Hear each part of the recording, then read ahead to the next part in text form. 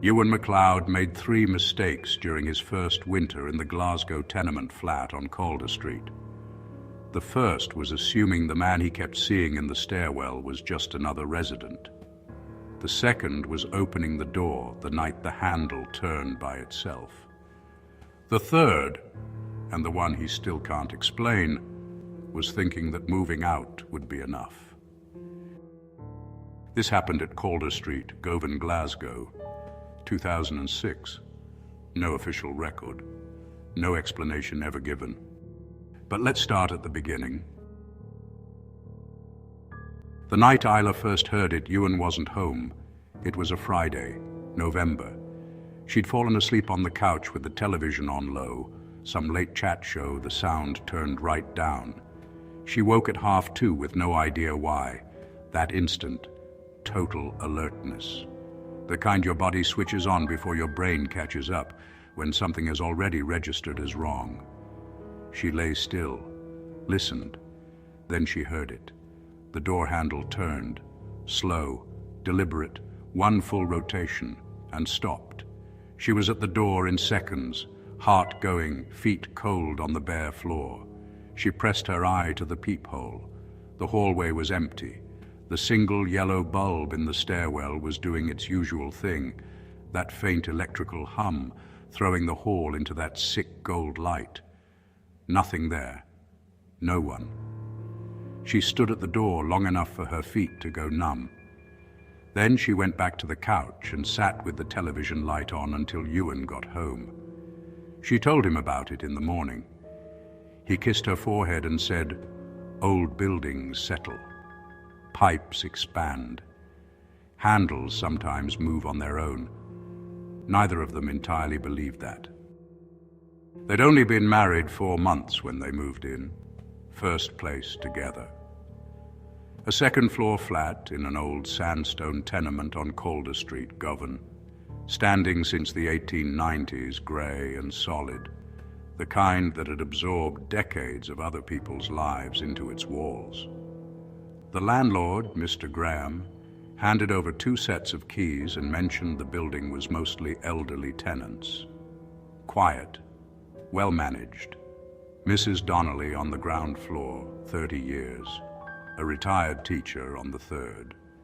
Caretaker named Tam Wilson in twice a week. The stairwell outside their door ran on a single yellow bulb that hummed faintly and threw everything into a jaundiced half-dark. At night, the building went completely silent. Not comfortable silence, a listening silence. Ewan told himself it was just adjustment. He worked at a print company in the South Side. Isla did admin at a solicitor's office in the city center. Come home, cook, argue about what to watch, fall asleep. Normal, all of it normal. Except, and this is a small thing, from the very first week, neither of them ever left the flat after 10 at night if they could help it. Ewan only noticed that later. They'd never discussed it, never agreed to it. They'd just both stopped going out after dark without saying a word to each other about it.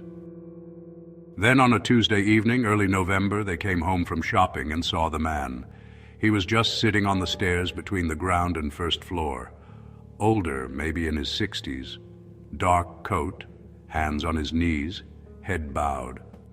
They nodded as they passed. He didn't look up. Ewan just assumed it was one of the residents, you know. Didn't really think about it again until they were in the kitchen. And Isla pointed out they hadn't heard him move. Hadn't heard footsteps going up or down. And those stairs, well, they creaked on every single step. Ewan said maybe they'd just missed it over their own noise. Isla put tins in the cupboard and didn't answer. Later, much later, Ewan remembered something else. When they'd passed the man, there was nothing beside him. No bag, no keys, nothing at all. He hadn't thought to wonder about that at the time. He wondered about it constantly afterward. It was November 8th. Isla heard the handle turn just after midnight. She went to the peephole. The hallway was empty. She sat with every light on until she heard Ewan's key in the lock sometime later. She didn't mention it to him that night. It happened again on November 12th. This time they were both home. 2:30 in the morning, Ewan had been lying awake anyway, one of those nights where sleep just wouldn't come. He heard it clearly. One slow turn of the handle. Then nothing. He was at the peephole in seconds. There was a man standing in the hallway, not at the door, not pressed against it, standing about halfway down the hall, near the top of the stairs. Dark coat. Head slightly bowed the way a person stands when they're waiting for something. He was mostly in shadow. The bulb was at the other end of the hall, but Ewan could see the shape of him clearly enough. Ewan said he stood at the peephole for a full 30 seconds. The man didn't move. Then Ewan opened the door. The hall was empty. The stairwell light was flickering slightly, the way it sometimes did in the cold. The air from the staircase was frigid, proper cold, the kind that comes from somewhere lower in the building, from stone and old air. But there was no one there, not in the hall, not on the stairs. Ewan leaned out and looked down. Nothing. He told Isla it was probably just the reflection in the fisheye lens. Peepholes distort things. Maybe it was a coat hanging on a hook. Maybe his eyes had been playing tricks after lying awake too long. But Isla pointed out something. There was no coat hook in their hallway. He went back to bed and didn't sleep until nearly 5. And that's when the pattern became a pattern. For the next 2 weeks, it happened almost every other night. Not every night, and somehow that was worse. Because the nights it didn't happen, Ewan still lay awake listening, body locked into a vigilance he couldn't switch off. When it did happen, it was always around 2:13, 2:14 in the morning. One slow turn of the handle, deliberate, unhurried. Sometimes he'd check the peephole and see nothing. Sometimes he'd see the man at the far end of the hall or at the top of the stairs, just a shape in the shadow. And every time he opened the door immediately, the hall was empty. Every time. He started throwing the door open the instant he heard the handle move. Still nothing. He spoke to Mrs. Donnelly on the ground floor. Sharp-eyed woman in her 80s, the kind who notices everything and volunteers nothing. He described the man, older, dark coat. She looked at him for a moment, then said no, she hadn't seen anyone. She hoped they were settling in all right. Door closed. Ewan tried Mr. Graham. No new tenants, no visitors expected. Graham suggested he speak to Tam, the caretaker. Tam listened with his arms crossed, said he'd checked the common areas. Nothing unusual. Probably someone wandering in off the street. He'd look at the entrance lock. He never mentioned it again. November 25th. This is where things stopped feeling like a coincidence. Ewan was awake when it happened. He was sitting in the kitchen with a glass of water, couldn't sleep, Isla out in the bedroom. The handle moved at 2:11 that night.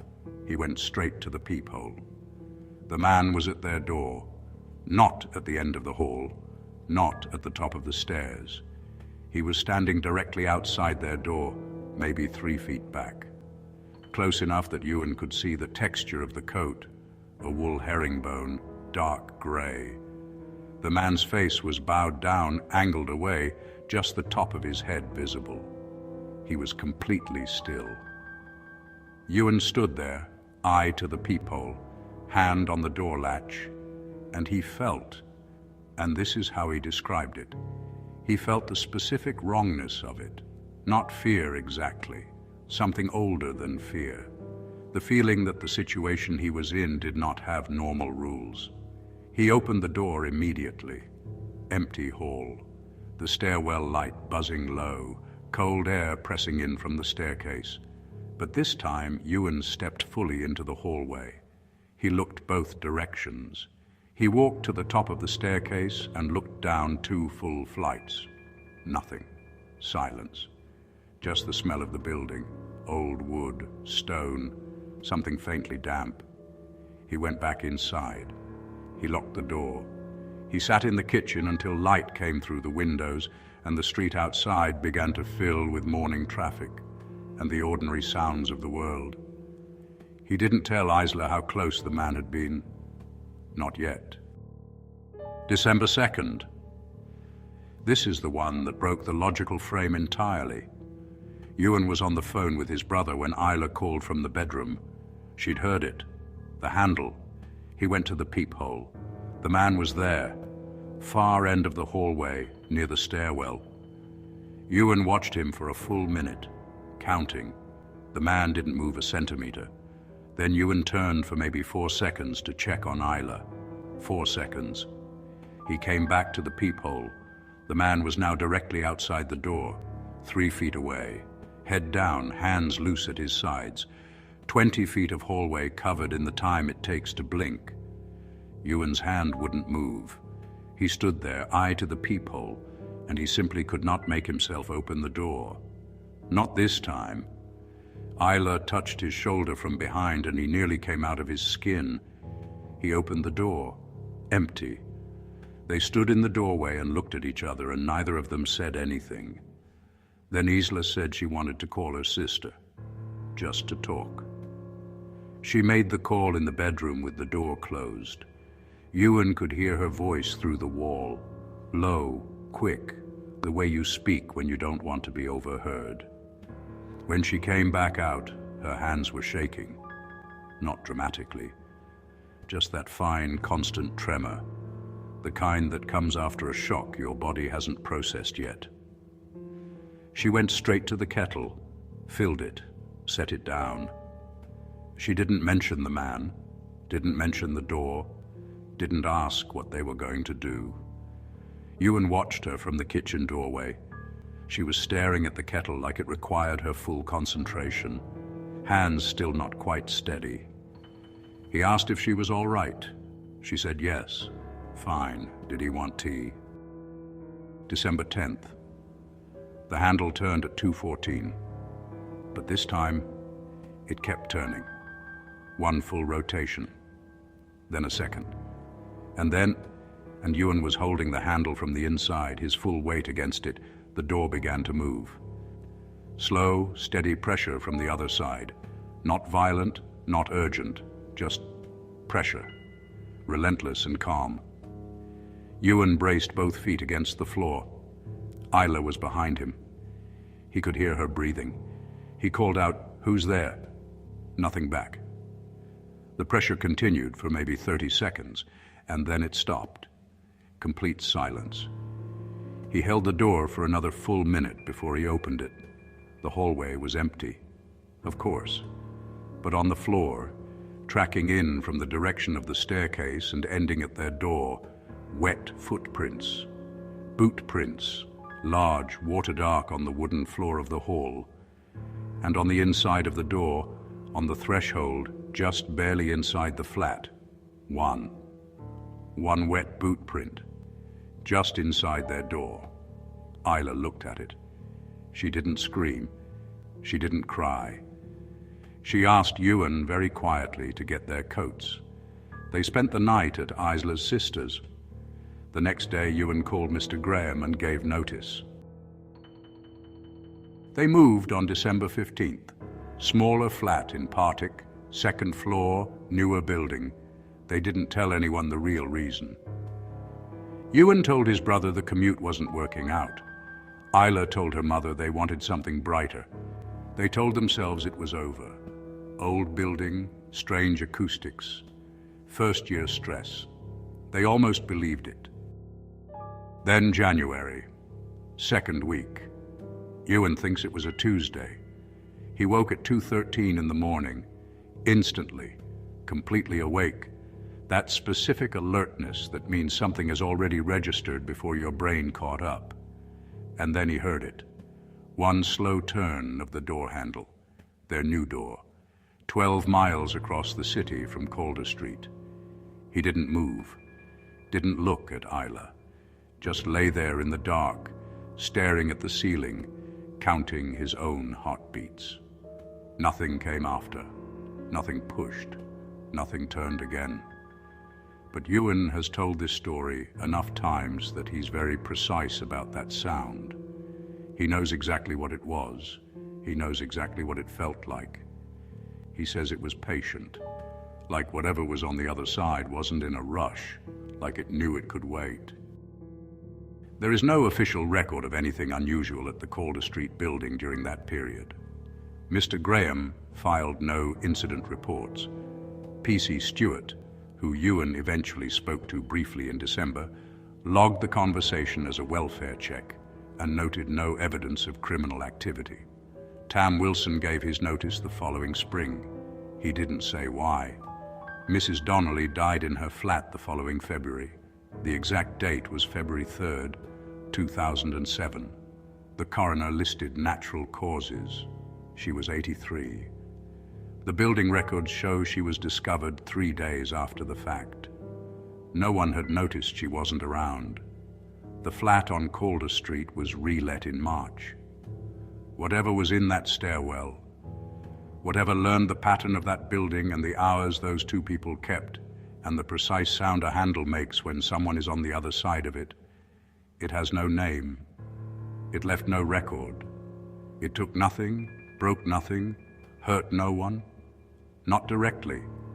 It simply closed the distance, night by night, floor by floor, hallway by hallway. It waited for the door to open, for the one who would open it fast enough. We'll be back next week, same day, at 3 a.m. Sleep well. And if you're lying awake tonight, late, quiet, the building settled around you, and you hear something at your door that isn't quite a knock, don't open it immediately. Wait. Count to 30. And if you still hear something on the other side, don't open it at all.